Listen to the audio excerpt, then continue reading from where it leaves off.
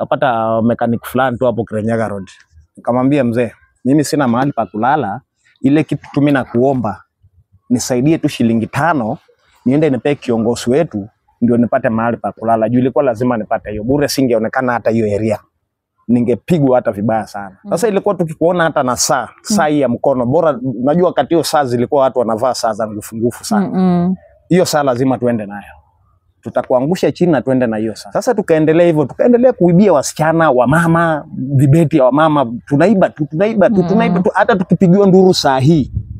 Dakika 20 kisha nduru imenyamaza. Tumeenda tumegeuza manguo huko, tumevaa tena vitofauti. Sasa sio sisi wale wenye tulikuwa wa kwanza. Sasa tuko tena tofauti.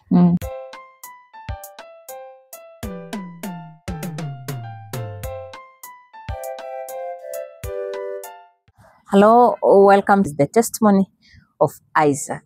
Karibu Isaac. Asante sana. Yeah. Ambia tu mtazamaji unaitwa nani, umetoka wapi? Kwa majina mimi naitwa Isaac Muthee Mbanya. Mimi ni mzaliwa Trans Nzoia County, mahali kunaitwa Chepchoina. Yes. Mimi nilizaliwa mtoto wa kipekee ndani ya familia yangu. Na kwa bahati mbaya mamangu akaaga. Alipoaga nilikuwa mchanga sana. So nikabaki mikononi mwa nyanya yangu na wajomba na madada ya mamangu. Tukakaa na hawa, juu nilikuwa mdogo sana, singekuwa na ile kusema ati naweza kuwatoka niende. Nilikaa tukakaa na hawa miaka zaidi ya 3-4. Mwaka ya 5 mimi nikaona hii mambo vile imekuwa sitafurahia, juu nilikuwa nateseka sana, kulala njaa, siendi mahali, yani ile mahitaji ya mtoto ikawa ni vigumu sana mimi kuipata. Na nilipokuwa najaribu kuhimiza shosho yangu ama wajomba ama dada ya mamangu kuhusu vile mimi ninahisi njaa, ile kitu nilikuwa napewa kama chakula, nilikuwa napatiwa pombe ambayo inaitwa busa, ndio nilale nisiwasumbue. Na hasa kuna wakati ilifika nikazidisha sana hiyo mambo ya vile nateseka na njaa, na tena bado mavazi ni shida, natembea tu na kishati peke yake. Sasa ikafika mahali mimi nikaenda kwa mjomba yangu. Juu boma ni moja, lakini sasa ni ile amejenga kando kidogo, na manti yangu nawe walikuwa bado wanakaa na shosho yangu. Sasa nilipoenda kwa mjomba yangu nikamwambia, juu sababu yeye niliona yeye ndio mjomba mkubwa kwa hiyo boma. Nikamwambia mjomba, mimi nateseka na njaa, nipe hata kama kuna kitu kidogo mimi nikule. Mjomba wangu aliniambia, sikiza Isaac, mimi niko na jamii yangu na siwezi ongeza mtoto ya mwingine hapa kwangu, sababu jamii yangu yenye niko naye inanitosha, na so sitaki mzigo ingine, na utoke hapa uende. Nilipoambiwa nitoke niende, ile mtoto kuenda kama kwa mfano ni kama unaangalia nyuma. Anko yangu alichukua sijui ni nini alikuwa naye mkononi, alinipiga kichwa, hata alama iko hapa kubwa sana hapa, ndio hii. Ndio hii hapa. Alama kubwa sana. Juu ya kusema kweli mimi nateseka, mnisaidie chakula. Juu sasa kweli sina baba mwingine mwenye mimi ati nimeshawaita mtu baba, nitaenda kwa babangu nimwambie mimi ni hivi na hivi. Nyinyi wajomba na nyinyi madada ya mamangu, nyinyi ndio mnafaa tu kunisaidia, mbebe mzigo yangu, nitakuwa mkubwa nitakuja kuondokea. Nitatafuta vile Mungu atanipa nguvu, nitakuwa mkubwa obvious nitatoka. Lakini kwa saa hii mnisaidie tu vile mnaweza. Vile mjomba alinipiga hivyo, mimi nikaondoka tu, damu yangu kiende kimwagike kabisa. Sasa ndio nikakutana na huyo mzee anaitwa Kariuki Macharia. Sasa saa hizo mimi nimeenda nimeshapewa pombe, sasa damu imechamka. Nikaenda nikalala tu mahali mimi nalalanga, nikaribu kando kwa barabara. Sasa huyo mzee akakuja, akaniuliza, Isaac mtoto, nini damu imetoka wapi? Nikamueleza mimi hii damu ni hivi na hivi na hivi. Sasa huyo mzee naye, sababu ni ule mzee ako na utu sana, yeye hakutaka kungoja. Alinyorosa hadi kwa mjomba wangu, alipiga mguu hadi kwa mjomba wangu. Alipofika kwa mjomba akaulizwa, huyu mtoto ni mdogo, na zaidi yote mama yake mnaona hakuna. Mnajua mtoto anafaa kuwa mikononi mwenu. Mbona mnataka kutesa mtoto? Na huyu mtoto hana hatia. Huyu mtoto ni mdogo, mkae na yeye vizuri, atakuwa mkubwa atawaondokea. Akamwambia, mimi nimewapea last warning, na siku nyingine nikipata tena mmepea huyu mtoto pombe badala ya chakula ile anawaitisha ndio mnamgonga, mimi nitafungisha nyinyi. Haya, mjomba akasema sawa, mimi sitarudia, nilikuwa tuna hasira na umuumiza mtoto. Haya, huyo mzee akaondoka, yeye akaenda akaniacha hapo. Nikapiga hesabu nikaona sasa mjomba yeye chakula imefanya anipige. Acha niende kwa dada ya mamangu nimuitishe kitu ya kukula. Alikuwa kuna mahali kuna kamto kidogo, so anaenda wanachamshia chang'aa wapi hapo kwa juu ya maji ile, ati wasikuwe na ile gharama ya kubeba maji sana, so wanachamshia hiyo chang'aa kando ya mto. Sasa mimi nikajikokota nikaenda nikapata dada ya mama yangu pia, nikamwambia mama, auntie, mimi niko na njaa kweli, hii pombe mnanipea ndio, mimi mnanipea pombe na mimi sitaki pombe, nataka uji kama vile mimi naona makazini yangu wanapewa uji. Ulikuwa miaka ngapi? Sasa hizo niko sasa na miaka 5 naenda 6. Akaniambia, sikiza kijana, wewe sisi hatukuambia mama yako akose kukuonyesha baba yako. Sasa hakuna kitu kingine sisi tutaongea na wewe, ni wewe ujue vile utapata baba yako. Nikamwambia sasa si nyinyi ndio mnafaa kujua, mnionyeshe. Vile tu nilitamka hiyo neno, nilistukia maji moto hapa kwa kifua. Pa! Ndio hii. Hii hata huyo mzee mwenye alinichukua kwenda kunilea Murang'a aliniambia ilikuwa kitu kibaya sana, yeye ndiye alinitibu. Yeye ndiye alitibu mimi. Na wakati walifanya hii kitendo wakatoroka. Wakawacha nyanya yangu pale, juu ingewafunga kweli, ingewafunga. Wakawacha nyanya yangu pale. Nyanya yangu naye ni mzee, ana ile nguvu yenye mimi naweza kusumbuana na yeye. Na ile nyanya yangu anaongea kama ameketi chini, juu ana nguvu. Kama angekuwa na nguvu ingekuwa hata na maneno mengine, lakini hakukuwa na ile usemi, sababu watoto zaidi ya 8 kwa boma na wote wako pale wanakushinda nguvu kama wewe ni mama. Sababu babu yangu alikuwa amesema mimi nisijaribu kutoka kwa hiyo boma nikatiwe kasehemu kidogo. Hata vile babu yangu alisema nipewe kashamba kidogo, bado ilikuwa shida kwa babu yangu, juu alivunjwa mkono. Na mjomba yangu mmoja alisema, unasema nini? Hisi uko yetu hii. Hisi uko yetu. Hisi uko yetu, atoke hapa kabisa, hakuna shamba anapata. Sasa naye baba yangu alikuwa na ile hii ugonjwa yenye inakuanga kufura miguu. Sasa hakudumu sana, naye akaaga. Yeye alikuwa amesema anajitolea kukaa na mimi, na hata alikuwa akiniletea shida hata kama hawezi kuamka, lakini alikuwa anakuwa na uchungu sana hadi machozi namtoka. Sasa vile babu yangu alikufa ndio sasa maisha yangu ikazidi kukua mzito kabisa. Sasa huyo mzee, huyo jirani mwenye nakwambia alinichukua akanipeleka nilelewe kwa Murang'a. Sasa akaona hii imesidi. Hii imesidi na kushinda nifunge hawa watu jela, juu hatajitoa, wacha tu nichukue mtoto, mimi niende nilee mtoto na Mungu atanibariki. Kweli huyo mzee alinichukua tu moja kwa moja akanipeleka hadi Murang'a. Shosho yangu alijaribu kusema, wacha mimi nitajaribu kubambana na yeye nikae na yeye. Huyo mzee akamwambia, hapana mama, sababu wewe kulingana na vile huko wewe utaweza hii mtoto, hao watoto wako wataua huyu mtoto. Acha nimuondoe mikononi mwao, ndio kama kuna kitu ambayo anafikiria huyu mtoto anahitaji kwa hii familia wasahau. Ndio maana mimi nikapelekwa Murang'a. Sasa nilipopelekwa Murang'a, nimekaa Murang'a, nimekaa si ati kukaa hii ati mwaka 1 ama 2. Murang'a nimekaa kabisa. Kabisa miaka zaidi ya 12 nimeishi Murang'a. Mpaka umejua Kikuyu. Hadi sasa lugha yangu hiyo ya Kibukusu nilikuwa hata sijui Kiswahili, lakini ilinitoka. Sasa hizi ile lugha yenye mimi naongea ni Kikuyu. Hiyo ndio lugha ambayo kwa mdomoni mwangu, juu huko ndio nimeishi kwa muda mrefu sana kushinda mahali nilizaliwa. Yeah. Sasa nilipokuwa Murang'a tukakaa tu. Huyo mzee alikuwa anatoka Kitale, juu ako na maskani hata Lodwar. Lakini alikuwa lazima atoke huko akuje anione, juu yeye hakuwa na mtoto mdogo kama mimi. Sasa mimi ndio nilikuwa kama kale katoto kake. Kama ni shopping lazima akuje anunulie manguo, yani ile need tu ya mtoto kama kawaida. Mzee akanipeleka shule. Nikaanza class 1, nikaanza nursery class 1, nikaenda hadi darasa la 6. Nilipofika darasa la 6, hapo sasa ndio huyo mzee naye bahati mbaya, juu kifo tu ni kifo, tena yeye naye akapata accident Nakuru. Alipata accident Nakuru na gari yake, akiteremka akirudi sasa Kitale baada ya kutoka kuniona mimi.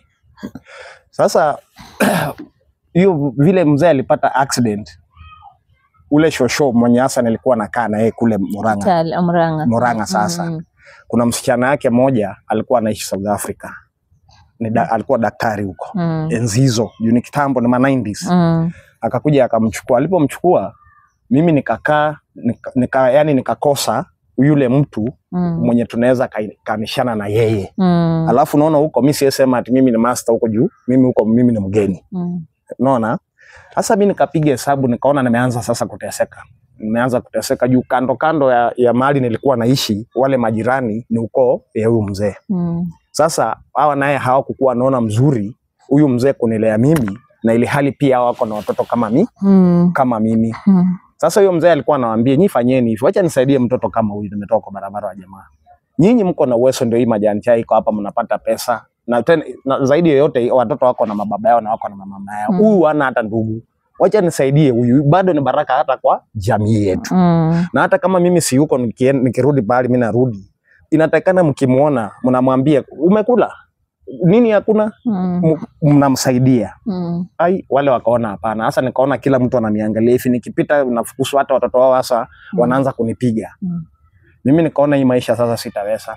Nikaenda kwa jirani tu mwingine tena hapo, au yeye naye sia yuko ya yuko yenye ilikuwa inalea mimi.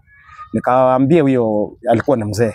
Nikaambia mzee, mimi maisha ya hapa tangu sasa vile mzee ameaga, mimi sasa sina nyuma wala mbele.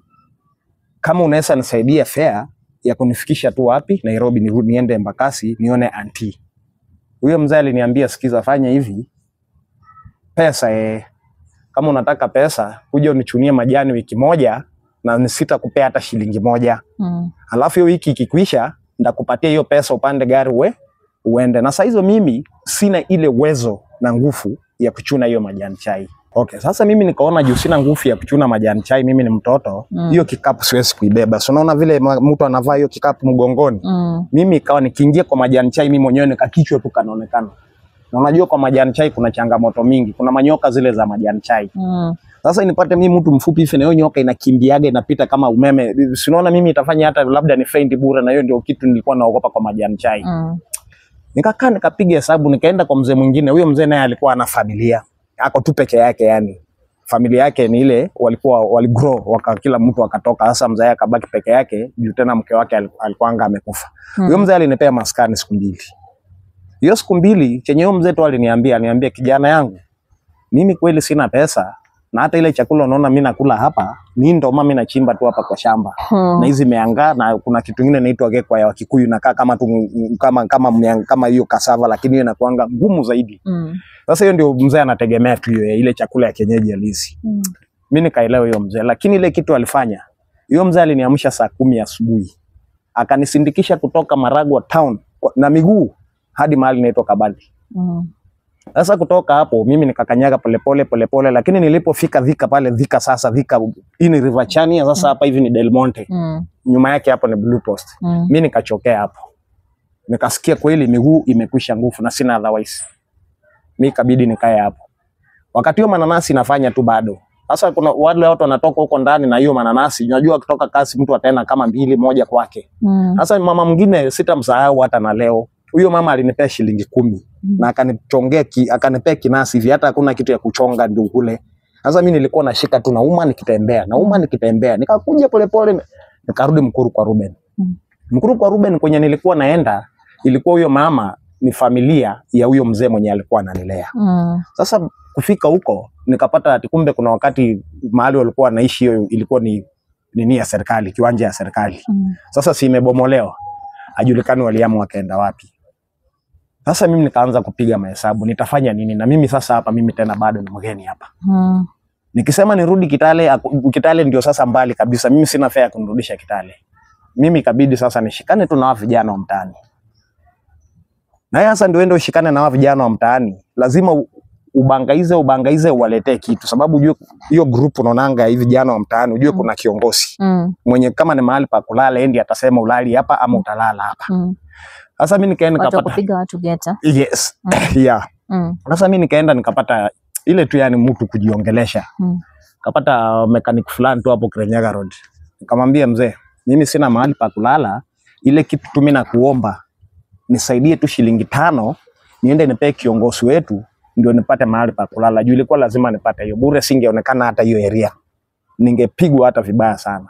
Sasa huyu jamaa mkubwa wetu tulikuwa watu 6.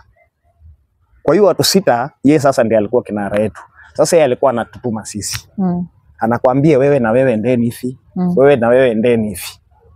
Sasa sisi tukienda hivi, tumeenda tayari tumejua target ni nani tunaenda ku target. Sasa ilikuwa tukikuona hata na saa hii ya mkono bora, najua wakati hiyo saa zilikuwa watu wanavaa saa za ngufu sana. Hiyo saa lazima tuende nayo. Tutakuangusha chini na tuende na hiyo saa. Na hiyo saa tukienda nayo, si ati tunaenda kuuza pesa mingi. Kama ni kuuza labda tutapata shilingi 50. Na hiyo 50 ilikuwa ni pesa ya kutosha kabisa. Sasa naye ilikuwa tukiiba vitu za maana kama hiyo. Kuna Muhindi alikuwa yeye ndiye alikuwa sasa muundaji wa hizo masaa, yani ndiye alikuwa na spare parts. Duka yake ilikuwa na spare parts za kuunda hiyo masaa. Sasa tukipora saa tunapeleka kwa hiyo duka hiyo Muhindi. Yeye atatupatia hiyo 50 na kuna vitu kama chakula hii atatupatia. Sisi tunaondoka. Hata alikuwa rafiki yetu, sasa alikuwa tunampelekanga usiku kwake hata kama ni saa 7 ya usiku. Hadi kwa mlango, kwa gate, na sisi tunageuka. Sasa tukaendelea hivyo, tukaendelea kuibia wasichana, wamama, vibeti ya wamama, tunaiba tu, hata tukipigiwa nduru saa hii. Dakika 20 ikiisha nduru simenyamaza. Tumeenda tumegeuza manguo huko, tumevaa tena vitofauti. Sasa sio sisi wale wenye tulikuwa wa kwanza. Sasa tuko tena tofauti. Tukaendelea hivyo mara karibu 10, yani mara mingi karibu mara 20. Na siku moja tukaenda kwa duka ya mtu. Tukajifanya tunanunua sigara. Wakati tulikuwa tunajifanya tunanunua sigara, wawili wakavunja hiyo mlango ya vile unaonanga mtu anaingia kwa counter. Unaona akiingia kwa counter kuna kale kama mlango kake.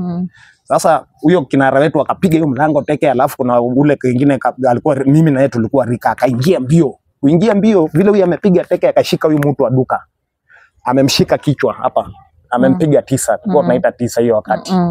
Tukapora hiyo pesa zake ya stock ya duka na vitu ya kukula, si tukatoka tukaenda. Vizuri, na tukawacha tumemfunga hata shingo hapo ndani, na tumefunga mlango na nje. Tukahepa, tukasema tumetoboa. Kesho yake tukakuja sasa. Tukapata sasa, tukaona jamaa ako na kibeti hapa, inaonekana hiyo kibeti iko na kitu. Unajua mwisi ni mwisi tu. Ukiangalia hivi unajua huyu jamaa ako na pesa. Sasa tukapata jamaa ako na suti mzuri kabisa na tai. Kumbe sisi tulikosea. Alikuwa ni CID. Na tayari kibeti yake ishapigwa kidole, tumetoka naye. Sasa si ni kuanza mbio sasa ati tunatoroka. Yeye naye akafuatana na sisi kabisa. Mimi nikaenda bahati mzuri, kulikuwa na kalabati moja mzuri sana, ilikuwa inapitisha ndio siweji, lakini najua sisi tumezoea hiyo maisha, sisi hatuogopi. Mimi nikaenda nikaingia kwa hiyo kalabati. Yeye hakuona mimi nilikuwa kafupi. Sasa yeye alifuatana na wale ambaye ni vinara, yani sasa wakubwa kutushinda sisi. Kwa hiyo group ya watu 6, mimi na mwenzangu alikuwa anaitwa Mike. Sisi ndio tulikuwa wadogo. Na sisi ndio tulikuwa tunatumiwa sana. Sasa wakati wametoroka na hiyo kibeti, huyu jamaa akafuatana sasa na hao. Tukaona na sisi watu wangu imekuaje leo? Tukajua hapa ni kubaya. Mimi nikiwa tu ndani ya kalabatifi nikasikia mlio moja yenye sijawahi sikia siku nyingine, hadi mate ikakuwa moto kwa mdomo. Nikajua leo sisi tumekwisha. Nilikaa hapo ndani 1 hour. Kutoka hapo kuchungulia hivi, watu wamejaa kila mahali. Majamaa wangu wa 4 wamepigwa risasi, wote wako hapo chini.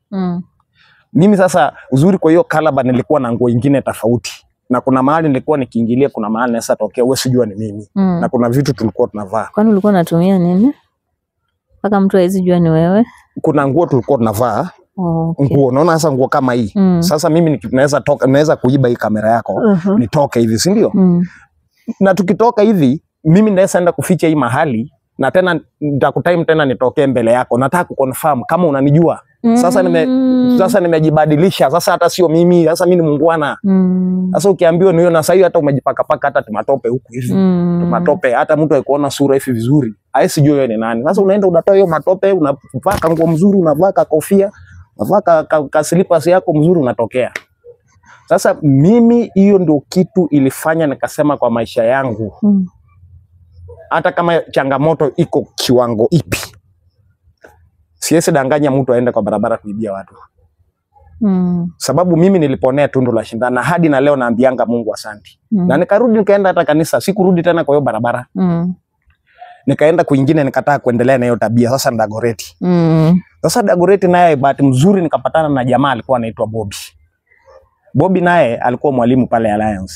Sasa unajua walimu ni watu starehe, yani ni watu wanapenda mambo mazuri. Sasa akanipata kwa kuna reri mahali, kuna mahali kwa reri ukipita tu Gikuyu hapo mbele inaitwa Dagoretti Corner. Hapo. Sasa tulikuwa naenda kwa kichinjio huko, na tafuta tu nyama, naenda na kisha moto yangu mahali kando ya barabara, na idunga kwa mti. Na choma hiyo nyama, na kula. Naenda naokota ugali kwa dustbin. Nakuja nachonga hiyo ugali mzuri, naiweka kwa hiyo moto sinemeasha, naweka juu ya makaa. Hiyo ugali itakuwa moto. Ikikuwa moto, mimi nitakula na hiyo nyama. Sasa siku moja hiyo jamaa akanikuta. Akaniambia, Isaac, kulingana kabisa na vile mimi nimekuona wewe. Wewe haustahili kukua kwa hii kazi, Isaac. Haustahili kukua kwa hii kazi, na haustahili kukua kwa barabara. Wewe kitu ya kwanza inafaa ukue shule. Ni nini imehappen ndio unaendelea kufanya, ndio uko kwa hii barabara na mambo ya uchafu hii? Nikampigia story. Nilipompigia story aliniambia acha mimi niende duty, nikitoka jioni hakikisha umeningojea wapi? Umeningojea hapa, ndajua vile tutaongea na wewe. Haya, mimi nikasema ni sawa.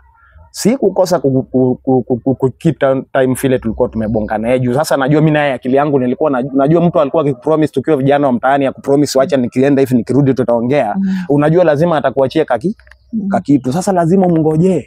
Lazima hata nini kupite jua utapata, lakini ngoje huyu mwenye amekwambia ningoje. Sasa akaongea na mimi tuliongea na yeye sana. Lakini sikusikia, sikutilia maanani hiyo msemo yake. Mimi bado kesho yake nirudi tu barabarani. Nikaendelea tu sasa hiyo mimi niko kivyangu. Niko mwenyewe. Nikakuja baada ya wiki 2. Sasa nimeama mahali wenzangu wamepigiwa marisasi. Sasa si nimeenda kuingine. Sasa tabia yangu huko hakuna mtu anajua. Mimi nikapata majamaa wanaamkanga asubuhi mapema, wanaenda kwa shamba ingine iko Dagoretti Kona huko, wanaenda kukata hii manyasi ya ng'ombe. Nyasi ya ng'ombe. Mimi nikashikana na hao majamaa. Kaanza kukatakata nyasi ya ng'ombe. Mimi nikaona hii kazi Mr. Saju tayari damu imesea barabarani tu. Wakaniambia jikase, wacha kwenda kwa barabara. Mimi nikaona hapana, mimi ndarudi kwa barabara. Sasa niliporudi kwa barabara, hiyo ilikuwa sasa mara ya pili, ni mara ya 3 sasa kurudi kwa barabara. Nikakutana tena na mama, hasa huyo ni mama. Huyo mama akaniambia, "Unaitwa nani?" Nikamwambia mimi naitwa Isaac. "Na kwenyu ni wapi?" Nikamwambia mimi kwetu ni Kitale. "Na wazazi wako wako wapi? Na wewe ni mdogo sana wewe. Unafanya nini hapa?" Nikamwambia mimi ni hivi na hivi, nikampea hadithi vile iko. Akaniambia fanya hivi, hebu tuende kwangu. Tukaenda naye kwake. Kwake ni hapa kunaitwa Gitaru. Sasa kufika hapo Gitaru kwake, tukakaa chini. Akaniambia Isaac, mimi nina watoto kama wewe. Na licha kwa changamoto ipo, sifurahi ukiwa kwa barabara. Kama unaweza kubali, tukubaliane saa hii hapa. Wewe uishi hapa kwangu, uko unanifanyia kazi. Nikafikiria alikuwa anasema ananipeleka shule. Nikasikia tena ni kazi. Nikakubali, lakini nilikubali shingo upande. Kwa hiyo ulikuwa na roho ya kurudi shule? Nilikuwa nataka kurudi shule juu ndoto yangu ilikuwa shule. Juu hata nikiwa shule nilikuwa na kuanga namba hiyo moja. Na hata sasa hivi watoto wangu wenye niko nao hapa vile tunaongea na hawa, hakuna mwenye anapitanga namba 2. Licha ya kwa changamoto iko, hakuna mwenye anapitanga namba 2, watoto wangu wote 4. Yeah. Sasa mimi nikafikiria ni mambo ya shule, kumbe tena ni mambo ya kazi. Na ni kazi gani kwanza? Sikuuliza hiyo siku. Kesho yake asubuhi nikaamushwa. Nikamwambia ufanye hivi. Naona hii boma ya ng'ombe. Hii uchafu yote iko ndani, chukua kijiko na jembe. Toa uchafu yote. Ukimaliza uende na panga ukate hii nevia grass wanaita dhara au Ukikuyu wanasema dhara. Enda ukate dhara, ukuje ukatakatie ngo. Mimi kweli sikukata, nilienda. Na unajua sijawahi kufanya hiyo kazi. Mimi nikakuja, kuna kitu hii ng'ombe inakulianga inaitwa muharate. Wakikuyu wanaita muharate, ikasanduku fulani unakatianga chakula ndani. Sasa nikakuja na hiyo dhara. Mimi sijawahi fanya hiyo kazi haki. Nikafanya mbaya. Hiyo ndio ilifanya nikaacha hiyo kazi na nikatoroka, hata sikusema kwaheri. Sasa wakati nimeweka hiyo dhara hivi kwa hiyo mbao nikate. Sasa nimeinua panga. Ng'ombe ikafuruta hiyo dhara, bahati mbaya na tayari panga imeteremka. Ikaniwekelea hapa.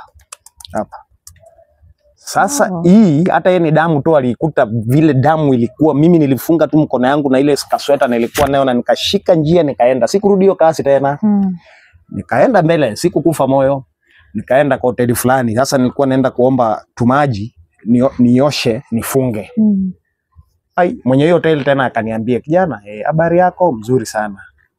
Ni nini mbaya na mkono?" Nikamwambia kweli nilikuwa nimeajiriwa kazi ya ng'ombe na sijawahi kufanya kazi ya kutumia panga kukatakata hii dhara. Nimekata bahati mbaya ng'ombe kafuruta, nimejiumiza. Sasa huyo naye akawa na huruma sana. Akaona hapana, ndakaje hivi. Na mimi kweli umri yenye niko naye ni ile ya kuhurumiwa, niko mtoto. Alinichukua moja kwa moja hospitali. Kaenda nikashonwa. Na nikakaa kwake mpaka hadi nikapona. Naye hapo kwake mimi nilikuwa tu usafi tu. Haya kunipea kazi yoyote. Sasa nikakaa nikaona kafika mahali mimi nimepona. Nikaona na sasa mimi kulingana na vile nimekaa kwa huyu mtu hiyo muda hadi ameniponya nimepona.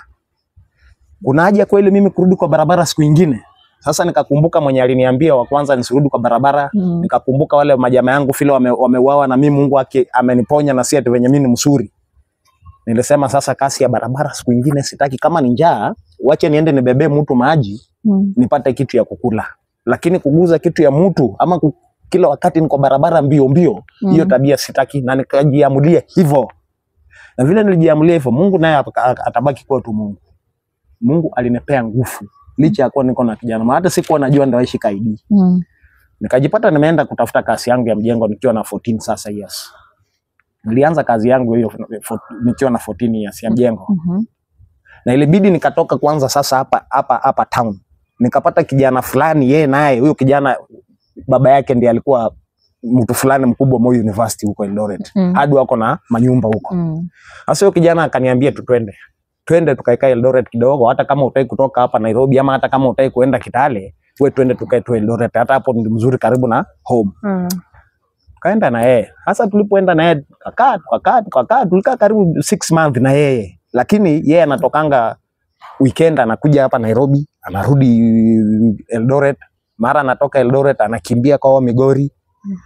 Sasa ikafika mahali akaona mimi sitakuona kuacha kwa nyumba ukae peke yako, juu wewe si mtu wa kuacha ukae peke yako kwa hii maisha, na hapa ni town. Wewe tuende nikupeleke nyumbani kwetu. Usaidie mama yangu kazi na ukae vizuri. Mimi nikaenda huko. Sasa kufika huko ile kazi ambaye iko huko kazi nyingine tena. Sasa naye si nimetoka huko nimefika huko na huko ni mbali. Si hapo sasa hata nikijaribu nini siwezi kanyaga mguu ama nifanye nini. Ilibidi nivumilie sasa. Na junani nilikuwa nimejitolea sasa acha nitafute kazi na mikono yangu. Ikabidi nianze kuchemsha sukari nguru. Hii sukari nguru inaundwa na miwa hii sukari butu hii. Sasa saa 10 nimeamka. Nafunga hizo ndume za ng'ombe kwa ile inaitwa joke yake. Naifunga hiyo nyororo kwa machine. Basi naenda naamsha mzee mwenye hiyo boma. Nikishamwamsha sasa yeye anakuja kunisungushia ng'ombe. Mimi naye nimekaa pale chini na miwa yangu. Nikimaliza kusiaga hiyo miwa naingia kuchemsha. Sasa nimeakisha moto. Sasa nawekelea hizo ngudu kwa moto. Nikafanya na hapo nilikaa miaka 2. Hapo nilivumilia, lakini sasa ile kitu ilikuja ikanitoa pale. Typhoid ikakuja ikanishika. Vile typhoid ilinishika mimi nikaona sasa hapa ni kama tena naenda kukufa.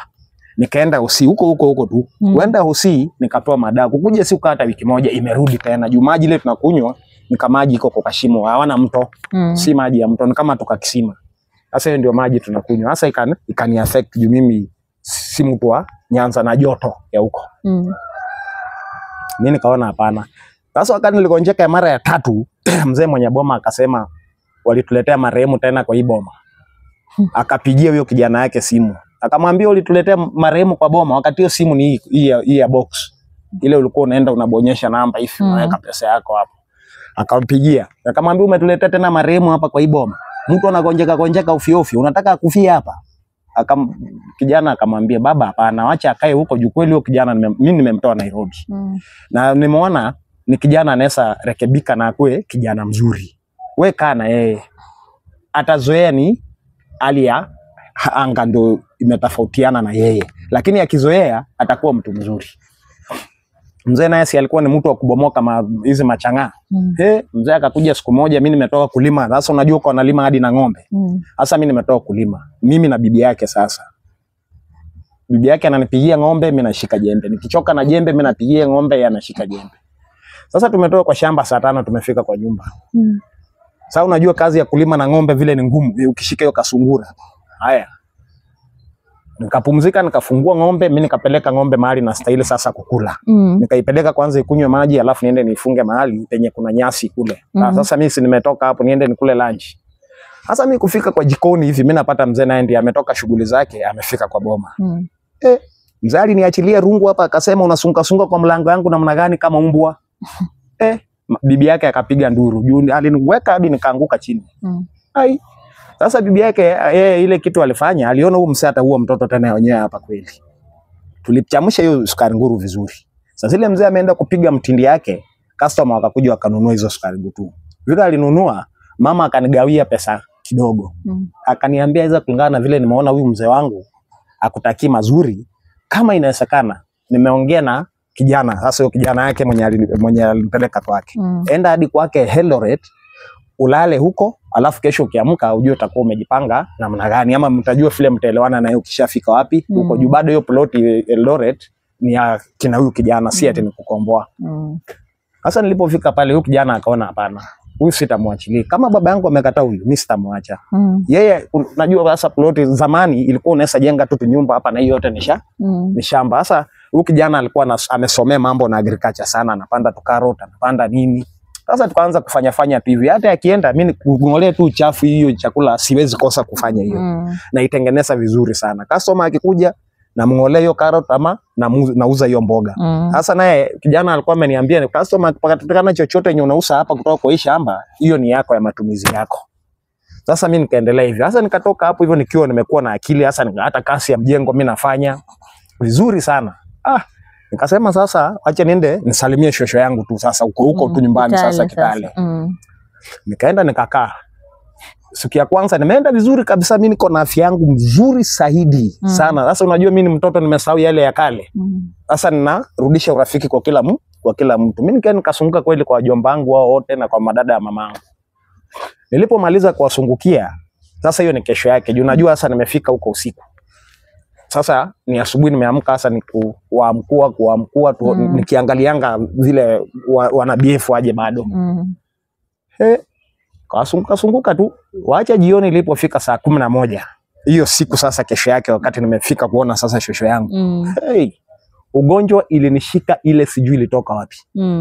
Nilikuwa nafaa yani hadi nachukua majacket zile makoti mrefu ile ya shosho, hata ile ilikuwa ya babu yangu. Nafaa kama 10, lakini baridi sisikii, na tetemeka ile ajabu. Na nikitoka hapo, imagine niende kama tuseme ni hapa tuko hapa Dhome 1, si ndio?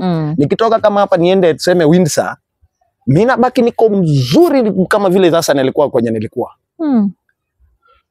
Nikaenda nikauliza ndugu ya shosho yangu mwingine, lakini yaishi karibu na kina shosho yangu. Nikauliza, babu, mimi ona nimetoka Eldoret vizuri sana nikiwa na afya yangu mzuri hata bila sweta ya mtu. Juu mimi ni kijana mdogo, damu yangu iko sawa. Mbona nimefika hapa ni hivi na hivi, mimi nagonjeka tu namna hii.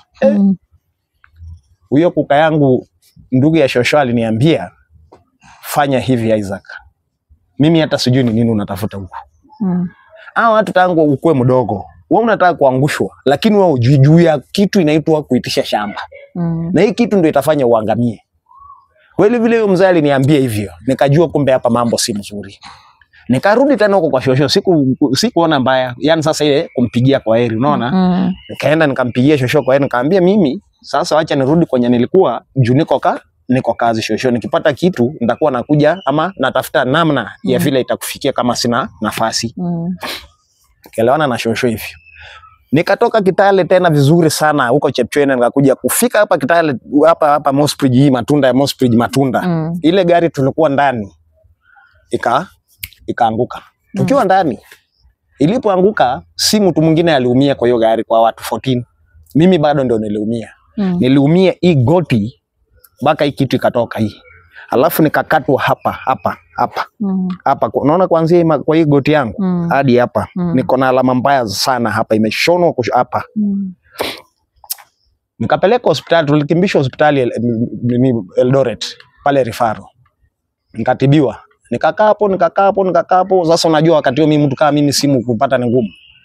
Nikatoka hapo. Wakati nilitoka hospitali sasa nimeshonwa hii magoti mzuri, nimeshonwa hii kinono, sasa natembea imefungwa vizuri, natembea. Nikarudi kwa hiyo kijana mwenzangu mahali sasa alikuwa amenipeleka huko kwa Migori, huyo kijana tu mwenye alitoanga huko Nairobi. Sasa nikafika akaona vile tena natembea. Akajiuliza ni nini mbaya. Nikamamfunulia sasa si ni kinyasa nimefaa. Nikamwambia shuhudia. Hii ndio zawadi ya watu wa kwetu. Huyo kijana alikuwa mtu wa kanisa. Akaomba na akaniambia, Isaac, hata kama utakuwa bado na hii familia yako, hata kama bado unaipenda, lakini kaa ukijua watu watakuua. Kulingana na historia vile umenipea yote, na sasa ndio umeniambia tu nakimbia hapa nyumbani kuona shosho urudi. Hii ndio sasa matunda ya huko. Dadangu, mimi nakwambia kuanzia wakati huo nilikuja vizuri, hata nikakuja nikatoka Eldoret tena nikakuja Nakuru. Bado unaona, bado tu mimi natafuta tu kazi yangu sasa. Nimeanza kukua na akili. Mimi nikakuja nikaanza kukata nyasi. Najua kuna hii nyasi ya hay, inaondanga hay iko na mbegu. Sasa nilikuwa nakata, kuna shamba inaitwa Geshea Farm. Hiyo shamba ni kina Mheshimiwa Uhuru Kenyatta. Sasa nilikuwa nafanya kazi hapo, wakati ya jua ikiwa kali sana, kibarua ikiisha hapo naruka pande ya Kabarak kwa Mzee Moi. Nikaendelea hivyo tu dada yangu. Nikaendelea hivyo, nikatoka huko Nakuru. Sasa nikarudi tena huko Nairobi. Sasa kurudi huko Nairobi, nikakuja nikaajiriwa sasa kazi ya mwezi, nikakubali kuifanya. Sasa nilipokubali kufanya hiyo kazi ya mwezi, hapo ndio Mungu naye alinisaidia. Sasa nikapata familia ambaye ni yani yangu mimi mwenyewe rasmi sasa. Okay. Na watoto. Sasa kukaa na hao nikaona ni vyema, hata kama wale watu walinifanyia nini ama nini, wacha nirudi, kama watanimaliza wanimalize, lakini lazima nirudi sasa na hawa watoto. Mimi nikarudi vizuri huko na watoto. Tulienda wakasalimia shosho, wakasalimia maango, lakini ilikuwa ni ile salamu kama tumepita. Si maneno ya kukaa huko. Kwa salimia tukaenda kwingine. Bado si area hiyo tu moja, lakini sasa unajua uko iko tofauti ni wengi. Juu hata nina makazi ni ambaye tuko kitu kimoja nao wananipenda. Nikaenda kwa kazini yangu mwingine, ndio msichana kimiaka, tukisema kimiaka, yeye ndio sasa ni kama ananifuata mgongo, yani ndio kama dada yangu mwenye ananifuata. Yeye ndio sasa mimi ni wa kwanza na yeye ndio msichana wa pili. Nikaenda huko nikalala, nikaona huko si mbaya, nikakaa wiki moja. Sasa nikaita shosho yangu akakuja huko kwa hiyo kazini yangu. Sasa ndio shosho akaniambia kuna bibi ya mjomba yako mmoja, na hiyo kitu nafanyanga hata mimi ninaumia roho yangu, sababu hata hao ndio bado walitesa kuka yako. Na kama ulienda kwake, ukakula kwake, ukakunywa maji kwa nyumba yake, na huyo ndiye amekuimba zaidi, huyo ndiye anataka kukumaliza. Nikajua ni nani. Sasa shosho akanifafanulia vizuri. Aliponifafanulia vizuri, sasa mimi ile kitu nilikuwa nafanya, nikitoka saa hii hata nikisema ni kuenda kwa shosho, lazima nifike usiku. Mimi niongee na shosho yangu hiyo usiku, hata afadhali hiyo usiku yote tusilale, na asubuhi yake mimi niamke ni kama nimechomoka. Juu wale watu niliona si watu wazuri. Sasa wakati nilipeleka bibi na watoto huko, haya, wakaona bibi yangu, wakaona watoto. Sasa manunguno sasa tena ya wajomba. Sasa unaona, hata ndiye ametuletea sasa msichana mbaya sana. Huyu msichana ametoka Nairobi, ataweza kulima huku? Nikauliza, yani mtu akitoka Nairobi lazima akuje tu alime jameni? Maisha si lazima kulima. Kuna mtu ajoishi kajembe na anaishi vizuri zaidi. Na ajoishi kajembe. So si lazima alime. Nikaona wanamfuruga. Mimi nikitoka kidogo napata hata wanataka kupiga yeye. Nikaona hapana. Nikasema acha nipige kibarua kidogo, ile tu pesa nilikuwa nayo. Unaona niko na watoto huko. Wakati huo nilikuwa na watoto wawili, sikuwa na wao wengine wawili. Nilikuwa na first born na second born, vijana wao wawili. Mimi nikaona kama ni hivi, hiyo watu watanipiga vitu, anaweza fanya huyu bibi aniachie hiyo watoto wapi? Hapa. Tukarudi huku mtaani. Tuliporudi hapa mtaani, sasa nilikuwa nimeajiriwa kasa, lakini nimefika huko pesa zimeisha na hakuna kitu umefanya na hiyo pesa. Ile hata ulikuwa umejipanga utarudi nayo, hakuna. Sasa si ni kuanza kuomba. Na yeye wenyewe walikuwa wananipea, sasa tena hata hataki kuniangalia, wananiangalia ni kama yani kitu sasa yenye style dunia hii. Mimi nikasema siku hizi mimi na si Mungu alinipatia nguvu, mimi sasa hivi nalea familia yangu kivyangu. Nyumba sinajikombolea. Acha nipe jembe. Niende nikatafute kibarua. Nikaenda nikapata kibarua shamba eka 2, nikachapa na wiki moja. Kuchapa hiyo wiki moja hiyo, basi sasa mimi nikatoka na watoto wangu na mke wangu, sisi tukarejea zetu. Sawa. Sasa niliporudi hapa mtaani, mimi nikarudi kwa kazi yangu kama kawaida. Nikaenda, hata walikuwa wametaka kutafuta mtu mwingine mimi nitupwe kando, lakini Mungu hakukubali hiyo ombi yao. Mimi tajiri yangu akaniita, akanirudisha kazi. Tukafanya kazi, ikafika mahali nikaona mama watoto ameanza sasa tena kukua kigeugeu. Mimi nika kazi yangu hiyo sasa ikapotea. Hiyo kazi ilipopotea, mimi nikatoka sasa hapo kwa tajiri, nikakuja nikaenda nikaanza sasa kujikombolea nyumba. Sasa hiyo nakomboa nyumba, niko na watoto wangu wawili na mke wangu. Sasa changamoto ambayo ilikuja sasa, ile mbaya zaidi kunaumiza mimi na ikaniumiza zaidi, wakati hiyo kazi iliisha, sijazoeana na watu huku, mimi ni mgeni. Kupata kazi ikakuwa ndio shida. Tunafungiwa nyumba. Mimi sasa sijazoea maneno ya kulipa nyumba. chakula yenyewe sasa ni shida, ni ya pesa kila mahali, na huko mahali nilikuwa nimeajiriwa, nilikuwa na kashamba kidogo, nilikuwa napanda at least tumboga, vitunguu, tuaru, watoto waisikosa kitu ya kula hata kama sina pesa. Naingia tu kwa shamba, natoa chakula yangu hapo kidogo, watoto wangu wanakula. Sasa wakati nilikuja kukomboa nyumba, changamoto ile ilinishinda sana. Kitambo niende nipate kibarua ya kulipa nyumba na chakula, nilihangaika na niliteseka sana sana, hata nilikonda kweli kweli, hadi kila mtu mwenye alikuwa ananijua alikuwa ananiuliza, kwani wewe umekanyaga waya ama namna gani? Mbona wewe umedhoofika kiafya namna hiyo? Hapana, ni stress. Juu nashindwa watakula nini? Ndalipa nyumba ya wenyewe nini? Mavazi, kila kitu, watoto wanataka pampers, wanataka nini? Mimi sasa sina chochote nyuma na mbele. Hata nilikuwa asubuhi ikifika najiuliza, jamani Mungu, imefika asubuhi tena kwa nini? Tena nianze kuhangaika, kuteseka. Na niko na msichana wenyewe ndio huyu mama ambaye ni mama watoto wangu. Nikasema hapana, ndatafuta plan B. Sasa plan B ile nilitafuta, nilikuja nikaenda kuandikwa kazi ya usoja, watchman. Nikaenda nikaandikwa watchman, nikapiga wakati hiyo watchman tulikuwa tunalipwa shilingi 3,000. Hiyo 3,000 ndio nilikuwa nalipa nyumba na ndio chakula na ndio mavazi ya watoto wangu. Na Mungu akanipa ujasiri sana, sababu nilikuwa naenda napiga hiyo kazi usiku, naye nikaendelea kujuana na watu na mori wangu, tukajuana tu. Sasa ikiwa nikipiga usiku, mchana nikikuja nikilala hadi saa 4, naweza enda mahali, jamaa anaweza nipeleka mahali, rafiki yangu anaweza nipeleka mahali tufanye kibarua hata angalau ya shilingi 200 ama hata kama ni 100, bora tu watoto wapate kitu ya kula. Hata kama itoshi unga, tununua githeri ile imechamshwa, tuweke chumvi tukule hivyo.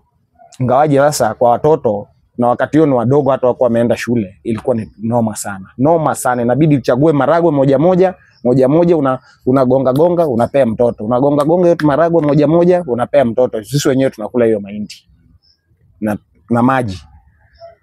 Nashukuru sana Mungu, sababu kwa saa hii wamekuwa wakubwa, ni 4. Mungu alinibariki nikapata wengine 2, ni 4. Sasa wakati nilianza kukomboa nyumba, tukakaa. Ilikuwa 2018. Nikaona maisha ya hapa kwenye niko ni ngumu sana. Mimi nikatoka hapa nikarudi Murang'a tu, huko mimi nilikuwa najua Murang'a vizuri. Nikarudi huko Murang'a, nikaanza kibarua tena. Hasa nimekuwa mtu mzima na naweza, nikaanza kuchuna majani chai na kahawa. Nikachuna miaka 2. Nilipotoka huko nikakuja sasa kurudi tena hapa mtaani. Wakati sasa hiyo kazi niliona watoto wangu wanafaa kusomea huku, hapo naye sasa ndio ni changamoto nyingine ikatokea. Nilipotoka huko Mungu akakuja akanibariki, nikapata kazi tu mzuri sana pale Naivas. Sasa nikiwa nafanya kazi Naivas, ilikuwa ni kazi ya usiku. Sasa hiyo sasa nimetoka Murang'a kuchuna majani chai, nimepata kazi ya Naivas, nimerudi hii Mountain Mall moja hapa. Sasa kazi yangu kawa ni shift ya usiku. Sasa sababu mimi silali kwa nyumba, nakuja asubuhi kwa nyumba kitu saa 1 ndio nafika, ama saa 1:30. Mimi napata watu wako kwa nyumba vizuri. Nanunua kama ni maziwa, yani breakfast ya kawaida ya watoto. Na mimi natoka juskai kwa nyumba, nataka nitafute pesa juskai kuona mtoto yangu tena akilala njaa. Na hiyo mimi mwenyewe nimelala njaa dunia hii, nimekula vitu mbaya sababu ya njaa. Sasa nikitoka kazi ya usiku najipea shughuli. Sikai kwa hiyo nyumba. Hiyo nyumba nikikaa na 30 minutes, ndio hawa watoto wasikose kitu ya kukula. Sasa ikafika mahali juu ya umaskini wangu, father in law alinitisha pesa kiwango fulani. Na hii pesa ikawa sina kwa kweli. Ndio nimeanza sasa, ndio nimefanikiwa wako na kazi yenye, yani hiyo kazi ndio itakuwa mshahara wangu ya kwanza tangu nisaliwe, yani kama mshahara ambaye naona at least hii inaweza lipa nyumba, hii inaweza enda kwa chakula, hii inaweza nunua mavazi, na hii nyingine iende shuleni. Sasa father-in-law aliponiitisha hiyo pesa, mimi nikaambia baba, hiyo pesa kusema kweli mimi ndio nimeanza kibarua, kwa saizi sina. Kama inawezekana baba, nipe muda babangu, yani mimi namuita, yani kama hasa hata niende alinizaa mimi kabisa, namuita majina mzuri. Aliniambia, kijana sikiza, mimi unajua mimi nimekaa Nairobi miaka ngapi? Wewe ni mtoto mkumbafu, wewe ni masikini, na msichana yangu akuje nyumbani. Haya, mimi nikauliza msichana, wewe unasikia vile baba anasema? Wewe una feel aje? Vile unasikia vile mzee anasema, wewe unakubaliana na yeye? Msichana akaniambia ngoja kwanza nikaekea nifikirie vile baba anasema. Kumbe hii msichana anasema ati akaekea afikirie vile baba anasema, kumbe huyu tunakanga na yeye lakini hayuko na mimi. Mimi nikienda kazi usiku hata watoto wakuli hawakuli wapikiwi. Saa moja tu ikifika hivi yeye ameenda. Anaenda wapi? Anaenda kwa boyfriend mwingine. Anawacha watoto wadogo sana kwa nyumba. Kwanza huyo msichana yenye nakwambia anaitwa Blessing alikuwa anaachwa kwa nyumba, alikuwa anaachwa na miezi 3. Sasa ndio siku moja mtoto yangu huyo mkubwa akaniambia, baba, sasa si ni asubuhi. Yeye aliamka mapema na mimi siku hiyo nikachelewa kufika kidogo. Akakuja nje ya gate. Hakuwa anaruhusiwa kutoka nje ya gate na mama yao, ati ndio asikutane na mimi wasinipee hiyo maneno. Kijana wangu mkubwa siku moja akasema, hapana, this is too much. Si baba ananunua chakula kila siku, chakula tupikiwi, sisi tunalala tu njaa. Haya, saa moja ikifika tunafungiwa mlango na nje. Hata ukitaka kutoka nje hakuna. Sasa siku moja jirani, sasa si jirani ni landlord sasa mwenyewe, landlady. Akaniambia, Isaac, mimi ile kelele yenye nimeona ukipiga, sasa nimeona ni ukweli. Juu asubuhi mapema saa 11 mimi nilikuwa naenda soko.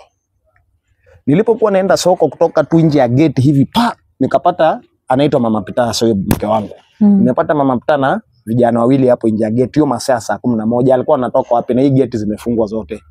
Sasa huyo mama akaniambia, wewe acha siku moja mimi nitakuita usiku sasa ndio tujue hii watoto wanalalanga na nani kwa hii nyumba. Sababu watoto hata wamedhoofika kiafya, kumbe watoto wakuli. Na mimi mwenyewe asubuhi nikikuja nakuja na maziwa vizuri, nakuja na kila kitu ile mtoto anahitaji. Kumbe hivi tu mama anabeba nani ya watoto wake na mimi ndio nimenunua, anapeleka kwa hiyo boyfriend, wanaenda kupika huko.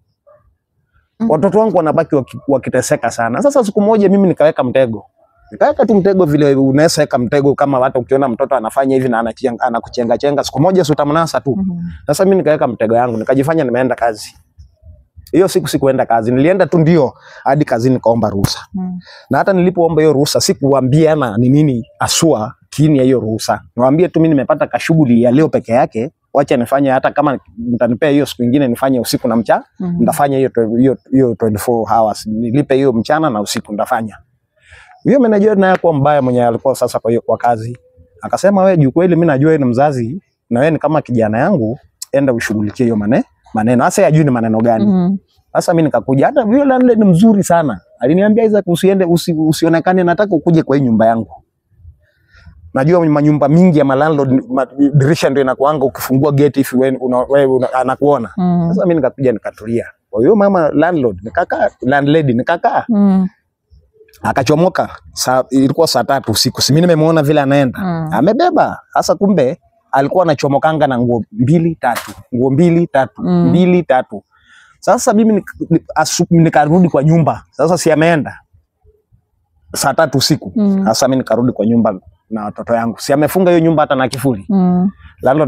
Landlady akaniambia, hapana, jua watoto wao lala peke yake, jua anasikianga huyo mtoto akilia. Kumbe anafikirianga analia kisirani, kumbe ni venye wanazoea kulala peke yao. Sasa landlady akaenda akauliza huyo kijana yangu mkubwa sasa lifeless. Unajua ni mama na ako na uchungu na ni mama mkubwa. Akaona uchungu sana. Akauliza kijana yangu, mama yenu analalanga hapa? Akamwambia tu baba akishaenda hivi ni hivyo. Baba akitoka tu ni hivyo. Sasa mimi nikamtaimu, nikafunja kifuli na nikaenda nikaambia landlady, weka kifuli. Hii kifuli ndio tumevunja lakini tujifanye kama ni vile tu ilikuwa. Ndio akikuja akijaribu kungana kufungua, si unajua anaweza kusema hii kifuli nini afurute. Akifuruta na anafungua anaingia. Sasa alikuja akafungua mlango akanipata mimi niko wapi? Kwa nyumba. Na siku aliletwa mapema sana. Ni kama alisense, alikuja saa 10:30. Aliletwa saa 10:30. Unaona? Sasa mimi baada ya hapo nikamuuliza kama tu mtu mzima vile watu huongea.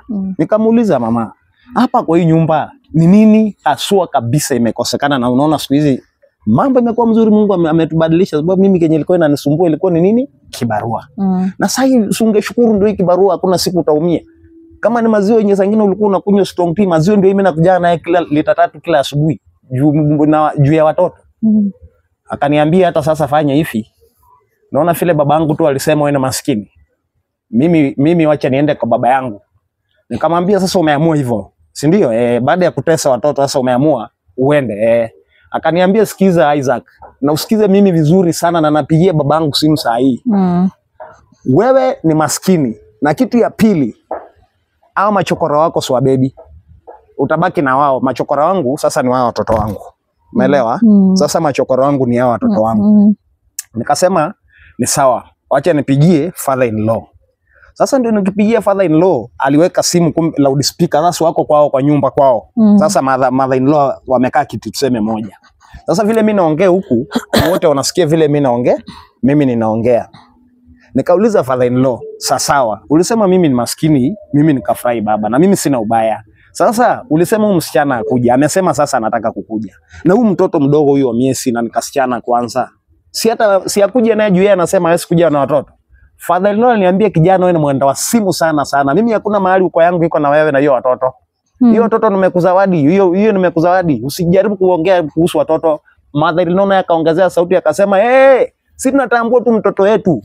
Wewe hiyo wenye unasema sijui nini, sisi tutaki kujua, na kama watakushinda meza.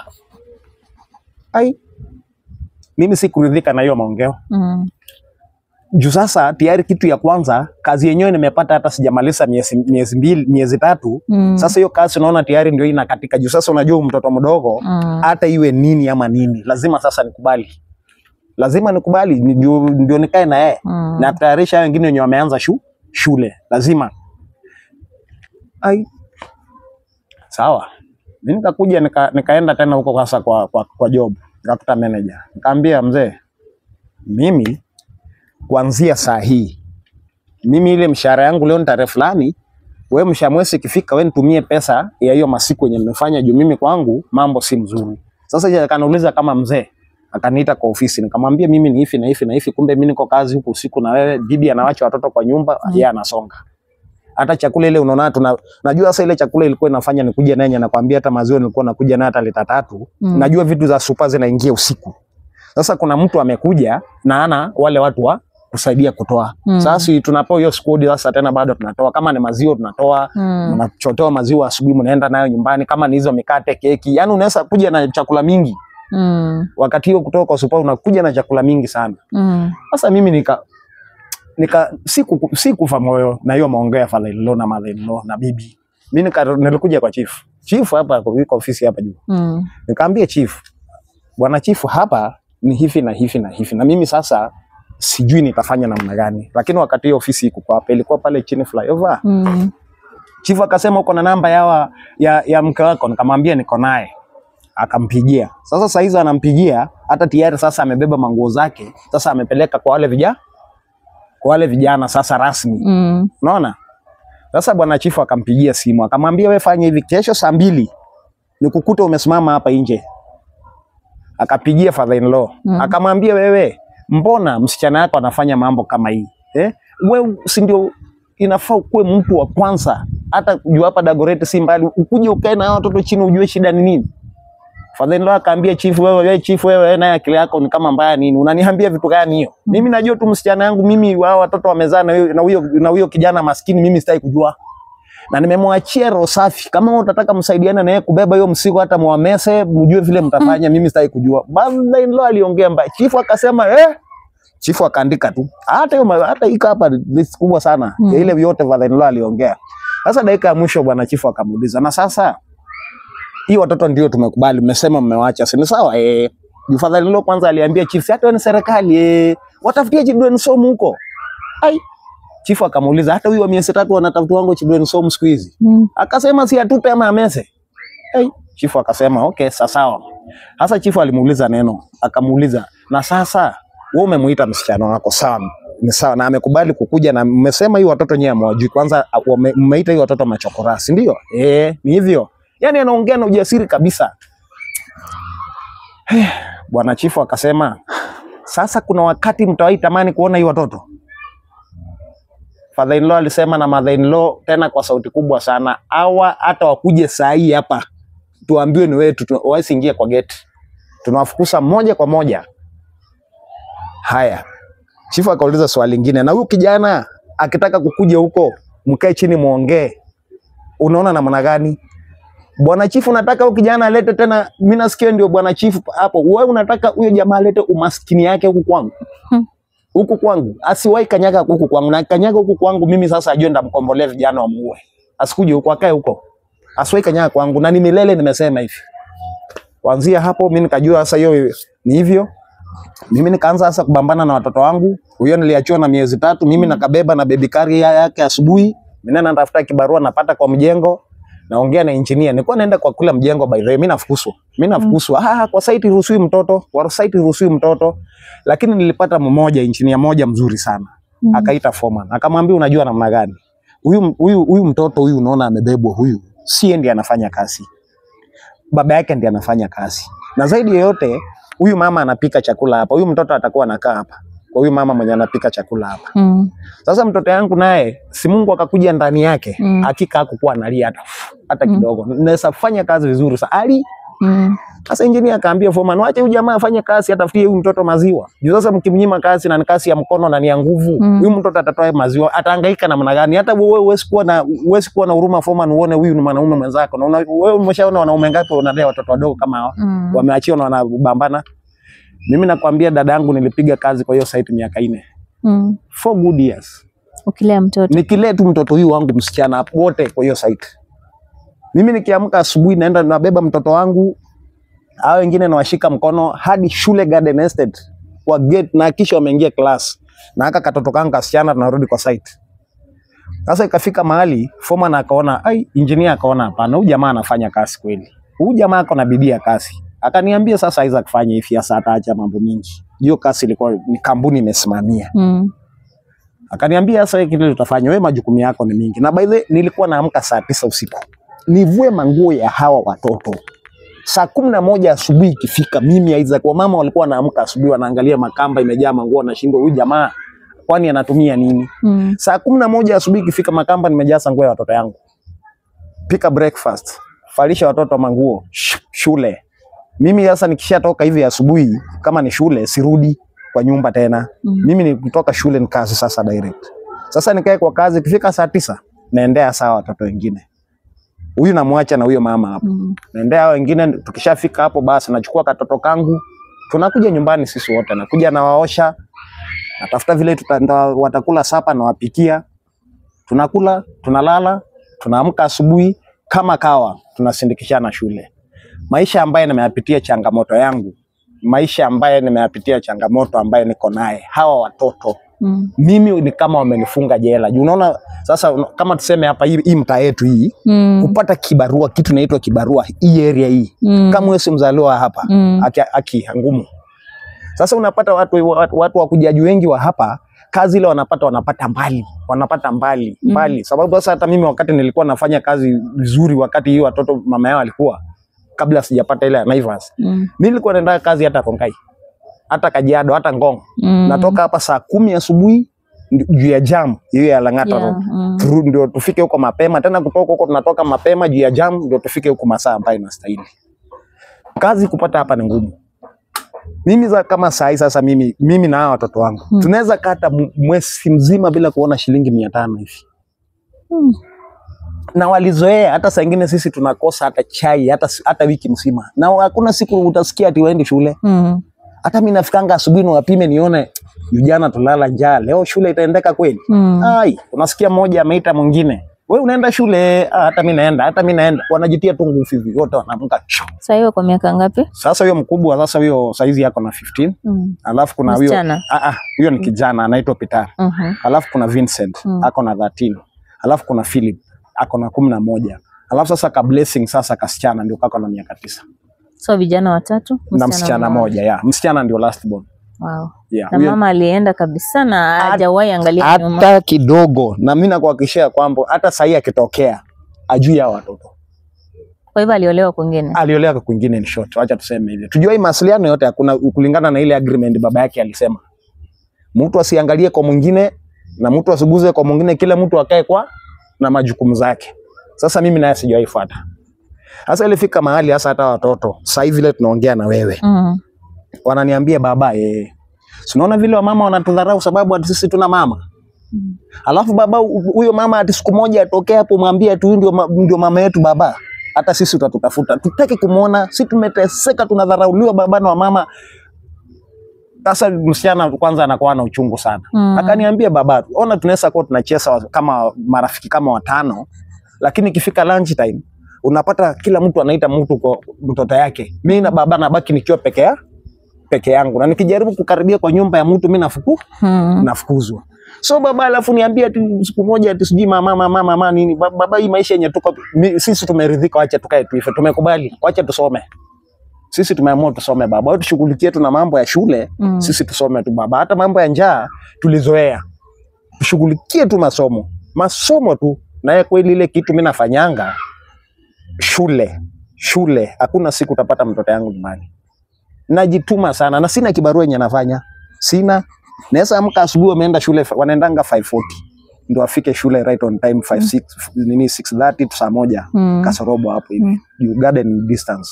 Wanaenda kwa miguu. Sasa mimi naweza amka hiyo masaa niende nisunguke sana. Kutafuta kwa masite. Nikosa kibarua, nikuje nikae chini nianze kujiuliza maswali. Sasa ndio nimesunguka hivi, nimechoka bure.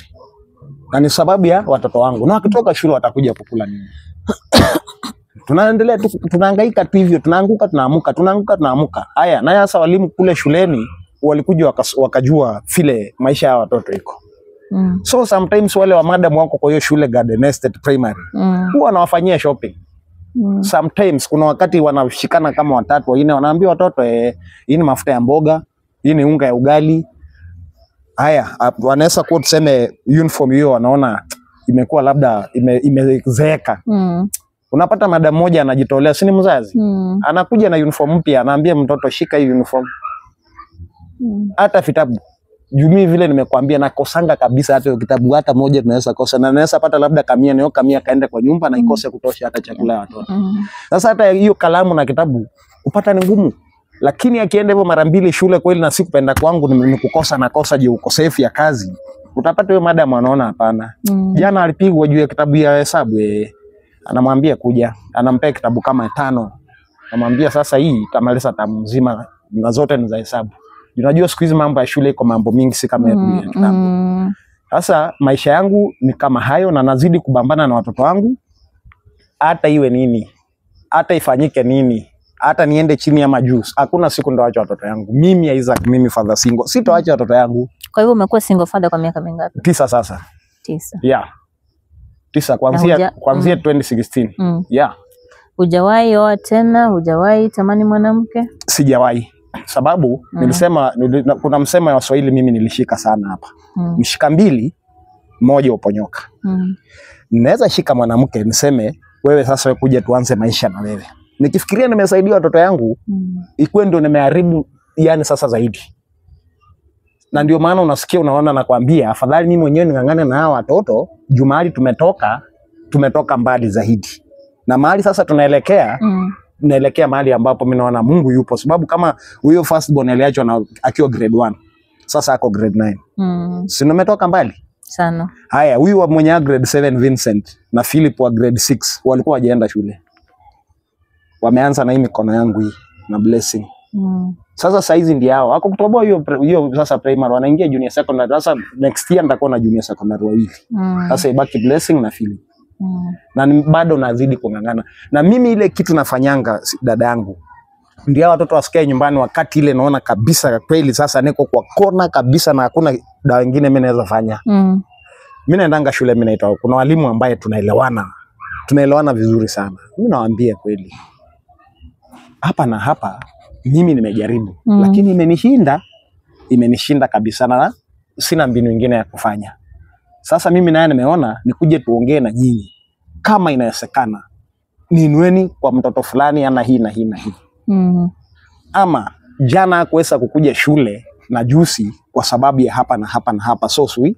Sasa wanaelewa. Sasa wasipoenda shule mimi wanapiga simu ama najipeleka mimi mwenyewe. Hakuna kuanga kuna shida fulani hapa. Kwa mfano tunaweza kuwa na shida kama hii. So leo ni Saturday. Sasa leo tuseme tumekosa sabuni. Leo hii tumekosa sabuni. Sasa hii sabuni ikipatikana kesho, hiyo nguo ikiosho ya shule, unaona kuna venye naweza kosa kukauka. Hawezi enda shule na nguo mbichi. So kitu kama hiyo mimi lazima niambiane shuleni. Sasa nikiambiana huko wanajua ni kitu fulani, hakuna haja nidanganye, nawaambie ukweli. Wale ni wazazi na tunakubaliana vizuri sana. Sasa mimi naona changamoto yangu upande wa shule iko na changamoto kubwa sana. Changamoto ya maisha ni kubwa zaidi, mara kwa mara ni kufungiwa nyumba, unapata unaombeombea watoto huko singizi kwa watu, unapata huyu amelala hapa, yule amelala pale. Mimi mwenyewe nenda najilasa kwa varanda. Bora nihakikishe tu hao nimeombea mahali ambapo kwa sababu ya kukosa rent. Kwa sababu ya kukosa rent. Sasa hiyo unapata landlord naye abembelezi mtu kifuti. Rent unalipa pesa ngapi? Rent mimi nalipa 3500. Yes. Pole sana Isaac. Yes. Natumaini kwamba utaweza kusaidika. Ndio. Na pia najua kwamba being a single father sio kazi rahisi. Nakwambia changamoto yale nimeyapitia mimi. Na ndio maana unaona huku kote hakuna mahali sijulikani.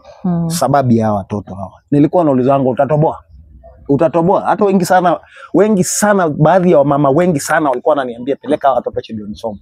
Peleka watoto children's home. Sasa siku moja nikashika akili ya mmoja. Nikasema acha nipeleke aka kasichana kangu huko children's home. Si nilimpeleka? Aka siku 2. Alisema baba, huko sikai. Uka hapa na mimi nikae huko. Kama ni njaa acha tulale. Kama ni njaa acha tulale, lakini sikai children's home. Sasa hapo nikajua hiyo watoto yangu ni refu sana. Si watoto wenye wanaweza ishi tena na mtu.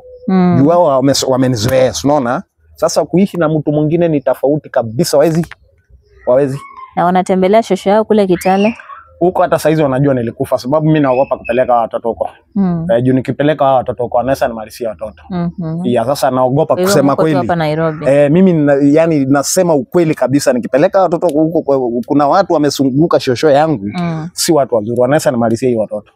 Ya sasa hata wajulikani, wanajua tu wawili na wale wajua wakiwa hivi. Kabla hata wajulikani kama watawaenda shule. Lakini sasa hivi watu wazima, siwezi wapeleka. Sasa hata mwenye ajulikani ni huyu kijana wa pili Philip na Blessing. Huyu hata hakuna mtu anajua wasema yao. Na mke wako alikuwa kabila gani? Mke wangu alikuwa half caste ya Mkisa na Mkikuyu. Mkikuyu.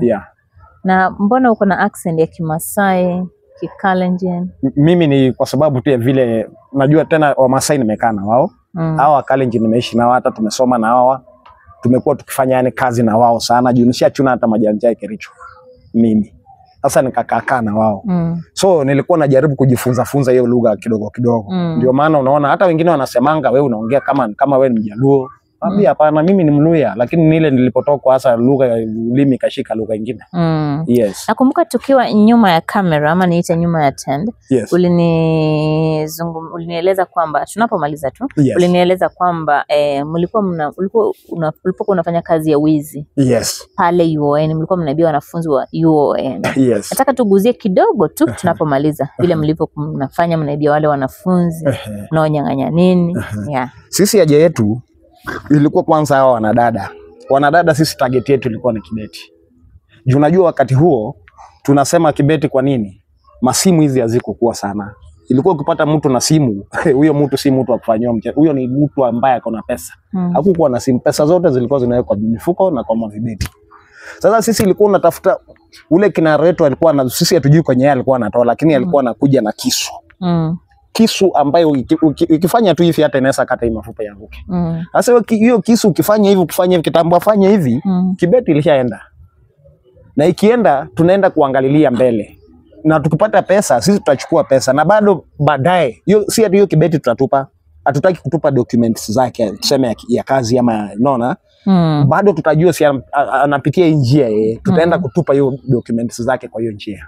Atakuja apatane nazo hapo. Na kama ni wanaume tulikuwa na target hii masaa. Saa ya mkono hizi saa. Na hizo wallet zao, hiyo wallet ilikuwa ukiona ni ile unaangalia tu kama mtu mwenye yani unakaa kama mtu mjinga yani hujui chenye unafanya.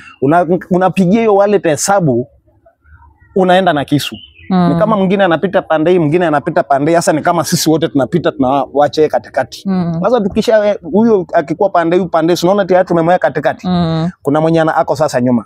Huyu mwenye ako nyuma ako na kisu. Hiyo longi lazima hiyo mkono kama ni mfuko hiyo nyuma, lazima hiyo mfuko itaruka hiyo Kibeti itoke.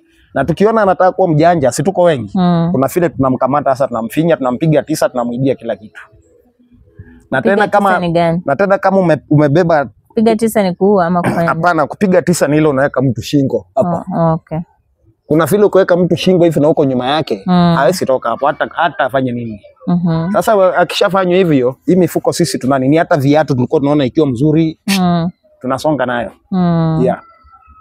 Kwa hivyo unaweza ambiaje mtu ambaye anafanya kazi ya uhalifu? Mimi inaweza kuambia mandugu zangu ambaye mnafanya kazi ya uhalifu. Uhalifu ni kitu ambaye ni hatari zaidi. Na ni hatari sana, ni dangerous kwa maisha ya kufanya mambo kama hiyo. Juu anytime Siku hizi si hata kama zamani. Sasa ukipigiwa nduru moja hapo unapata mapanga. Sasa ukiwa karibu na askari utatafutwa hadi mahali uko na hakuna ati sijui unashika uende ubembelezo, ni risasi tu. Na hakuna maisha mbaya kama jela. Usikubali ushike uende jela kwa sababu ulienda kuibia mtu. Jela si tena kuzuri hivyo. Jela huko ni kwa mapepo. Afadhali ukae huku nje ukose kitu ya kukula, utaomba upate. Lakini leo uliwahi shikwa? Mimi nimeshikwa nikakaa jela. Juu nilifika mahali maisha iliponishinda, nilikuwa na supply chang'aa. Nilikuwa natoa chang'aa kwenye natoa, nakuja naletea wauzaji wa chang'aa. Huyu chief tu mmoja huyu mwenye nakwambia huyu mwenye alikuwa ananisaidia mambo ya mke wangu. Huyo najua ameishi huku sana huyo chief. Yeye ndiye alinikataza wakati nilikosa kibarua kabisa. Akaniambia Isaac, alinishika mara ya kwanza. Maskari wake ndio alinishika. Akakuja akanionya hadi mimi mwenyewe kwangu. Akaniambia Isaac, hata kama kuna shida, mahali sasa hii kazi unaanza kufanya na unaona tunajaribu kupigana nayo na wewe unaendelea nayo, ujue sasa hii unafanya mbaya. Hii urafiki yangu na yako kidogo haitaenda vizuri. Nikakubaliana naye nikamwambia ni sawa bwana chief, acha basi nitafute kibarua. Naye akasema hata mimi nikipata mimi nakuitia. Mimi nikakaa wiki 2 sioni kibarua. Haya, hii kazi yangu ndio inalisha watoto hata kama napata 200 300. Mimi nikarudi kazi yangu, yani ile kuignore. Niliporudi hiyo kazi, sasa siku moja nikakuja asubuhi mapema saa 11, nilikuwa nimeenda saa 9 usiku. Kufika saa 11 hiyo nikasema sasa si niko tu peke yangu, mimi hakuna mtu ameniona. Kumbe nimetegwa. Ukuje tu kushukisha hiyo chang'aa hivi kwa pikipiki ndio niingize. Nikashikwa. Niliposhikwa na hiyo chang'aa ilikuwa mtungi 3. Hiyo mtungi 3 ilikuwa inaendekana fine ya 60,000. Mimi nilipokosa hiyo pesa nilijipata in Australia. Na kweli nilikaa huko miezi 4 na watoto wangu hawajui niko wapi. Wanasunguka tu kila mahali. Umeona baba yetu? Umeona baba yetu? Hivyo peke yao, na hata jirani ama nani hakuna mwenye alijua mimi nimeshikwa na mtu yeyote. Hata nilipotokea walifikiria sijui tena huyu ni ghost ama nini. Lakini nilipata watoto wangu wako vizuri. Huyu kijana mkubwa mwenye grade 9 alisimama tu nao. Yeye alikuwa anatoka shule anaenda mahali anasema mama fulani baba yetu sisi hatujui kwenye alipotelea. Na hatuna kitu ya kukula. Na yule landlady mwenye tulikuwa tunaishi kwake, yeye naye hakuwahi kufunga nyumba. Hiyo miezi naye hakuwahi kuwafungia. Sasa nirudi nikawapata tuko hiyo nyumba hiyo. Tena nikapata kuna wale watu ambaye wako na ile roho ya utu, wamewafanyia shopping, chakula iko. Wanakaa tu lakini wasiwasi nilienda wapi. So jela mtu asikufanye kitu yoyote ambayo unajua haiambatani na mkono wa serikali. Utajipata jela ama uawe. Mambo hapo ni mawili. Mtu anakufaga ama ujipate jela miaka mingi. So wizi ni mbaya. Tujizoeshe kukula jasho yetu na kujizoesha kuongea na watu vizuri. Kuna mtu unaweza enda kuongea naye shida zako, akusikilie huruma. Kama hata ni chakula kuambie basi wewe chukua kaunga enda pika, ama akuambie chuna hii mboga pelekea watoto, juu watu wafanani wote, sio watu wabaya. Lakini tu kitu inaitwa wizi, ukora. Hiyo vijana wenzangu, sipokuwa mimi saizi mimi si kijana, si uko kwa hiyo, lakini kwa wazazi wangu mimi naitwa tu kijana. Kusema kweli kasi ambayo iambatana na serikali achana nayo. Kuachana nayo kabisa. Juu inaweza fanya usahau wasasi wako. Mlikuwa mmezaliwa ngapi kwa mama yako? Mimi kwa mama yangu nilizaliwa nikiwa peke yangu. Sina ndugu na sina dada. Mimi niko tu peke yangu, ndio maana unaona maisha tena yananizidi kukua magumu. Ni kwa sababu mimi sina mtu yoyote ya kukimbilia. Ati ndapiga simu, si dada yangu, sijui mama yangu, sijui baba yangu, sijui bro yangu. Mimi ni mimi na hao watoto wangu wenye niko. Na ndio maana unasikia nakwambia hao watoto hata niumwe kitofu siwezi kuachilia, sababu hao ndio mandugu zangu. Huyo msichana ndio kama mama yangu na ndio dada yangu. Siwezi kuachilia watoto yangu. Afadhali tulale hata kama ni kwa mandisi kama hii, lakini watoto siwaachili. Siwaachili. Hawa siwaachili. Na bado naomba Mungu anipe nguvu ya kulea watoto. Utakuja kuoa tena? Kuoa siwezi nikaoa. Hata naomba Mungu wa watoto wakue wakubwa. Juu sasa huyu msichana, unajua sasa mtoto msichana kumwacha unaona vile hakuna nani ama nani. Unajua sasa hiyo ni tricky sana. Na hiyo ndio huyo msichana ndio amefanya. Mimi siwezi kuchomoka. Juu mtu anaweza kuja niambia Isaac na kajobu kako huko Ruiru ama Juja, si tuende. Na hiyo kazi obvious mimi najua tutatoka hapa mapema na kurudi ndio tufike huko, tutafika usiku. Hawa watoto hakuna mwenye atawafanyisha wa mwaka. Na juu nilikuja kugundua mama ni ule alizaa tu mtoto yake, lakini usema ati sijui mama mgani ngumu. Mtoto wa mtu ni wa mtu bwana. Ni kweli. Mama ni ule tu alizaa aliyemzaa yeye ndio. Lakini kusema ati sijui Utapata mtoto wako amekaa amejikunja hivi na wengine wako nyumba wanaona matv na wanakula vitu kwa hapo amekaa kwa mlango. Yes. Sasa ndio unasikia nakwambia yangu siwezi waachilia hata nani aseme. Yangu ndio tuko na changamoto sihaba lakini Mungu yupo. Basi wewe ni mwanaume bomba kabisa. Asante sana. Isaac, tupatie namba yako ya simu tunapomaliza. Namba yangu ya simu ni 0711 3830 60. Jina ya ID ni nani? Jina ya ID mimi naitwa Isaac Mothe Mbanya. Alright. Yeah. Asante sana Isaac kwa muda wako. Yes. Hata mimi nimeenda na kauli moja kwamba mama wa mtoto ni mama tu. Mama wa mtoto ni mama. Mama wa kambo si mama. Si mama. Alright. Kabisa kweli.